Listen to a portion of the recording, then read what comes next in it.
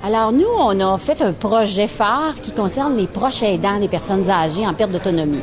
Alors les proches aidants, c'est une clientèle cible de plus en plus importante qui est reconnue par le ministère de la Santé comme étant une clientèle à risque et pour laquelle on devrait offrir des soins et des services tout autant que pour les personnes âgées.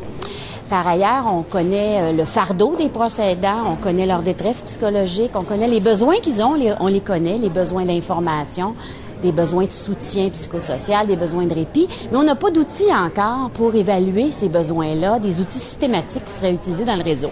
Alors, ce qu'on a fait dans notre équipe, on a conçu, on a validé, on a expérimenté, on a même implanté, et là on est en implantation au C3S de la montagne, d'un outil d'évaluation des besoins des proches aidants qui s'appelle l'ESPA. L'ESPA pour entendre sur le soutien aux proches aidants. Alors c'est un nouvel outil qui n'est pas un outil comme on est habitué d'en connaître, c'est pas un outil standardisé, c'est un outil souple qui permet lors d'une discussion avec un intervenant d'évaluer les besoins en partenariat, et ça c'est la caractéristique de l'outil, en partenariat avec le proche aidant. Donc le proche est considéré comme un expert de sa réalité et l'intervenant, qui est le gestionnaire de cas habituellement, est considéré comme l'expert des ressources et des services. Alors on évalue les besoins ensemble et par la suite on élabore ensemble un plan de soutien à la maison avec le proche aidant et non au bureau en revenant. Et c'est la caractéristique de l'outil. Ce qu'on a réalisé, présentement, on est en train de l'implanter au C3S de la montagne, je l'ai dit. On a formé plus que 110 gestionnaires de cas à l'utilisation de cet outil-là et aussi à la rédaction de plans de soutien. On a fait des jeux de rôle, on leur a enseigné comment l'utiliser.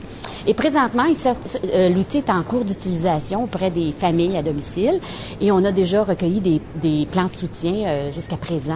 On a aussi numérisé cet outil-là pour qu'il soit utilisé dans un dossier proche aidant, ce qui est une grande nouveauté. Il y a des centres qui ont des dossiers, mais il n'y en a pas beaucoup. Et dans le cadre du projet Oasis, qui est un projet d'informatisation des dossiers, cet outil-là pourra être utilisé. On a évalué la satisfaction des intervenants à la formation et bientôt, on va évaluer la satisfaction des proches aidants et des gestionnaires de cas à l'utilisation de l'outil. Donc, on aura des résultats au mois de juin très, très bientôt. Et ces résultats-là vont nous permettre aussi d'évaluer les plans qui ont été rédigés et d'ajuster peut-être l'offre de soutien et l'offre de service aux proches aidants en fonction de leurs propres besoins. Alors, je pense que c'est très intéressant et c'est dans l'avenir et de considérer cette clientèle-là qui est de plus en plus nombreuse et qui offre une contribution remarquable aux soins des personnes âgées. On n'a rien de systématique jusqu'à présent et je pense que l'outil en soi est une intervention d'empowerment pour les aidants qui sont considérés comme des experts dans le cadre de ce système de santé avec lequel on a grand besoin des proches aidants.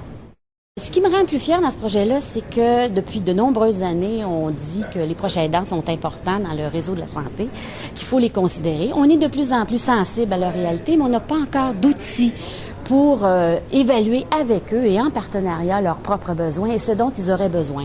C'est pas toujours un service nouveau qu'ils ont besoin, mais ça peut être des ressources de la communauté, ça peut être une intervention familiale, ça peut être une référence à une société Alzheimer. C'est des choses qu'on fait peut-être de façon intuitive, mais cet outil formalise un peu cette nécessité d'évaluer leurs besoins, mais non seulement d'évaluer leurs besoins, mais aussi de faire un plan avec eux pour répondre à ces besoins d'une façon ajustée. Donc je suis particulièrement fière que ce soit un outil novateur et c'est un outil qui est inspiré des travaux qui sont faits en Angleterre, au Royaume-Uni et en Suède, qui sont des pays avant-gardistes dans le domaine du soutien aux proches aidants. Donc, j'en suis particulièrement fière et je sais que le ministère de la Santé veut éventuellement peut-être adopter un tel outil. Donc, c'est un modèle novateur qui pourrait être retenu, je l'espère.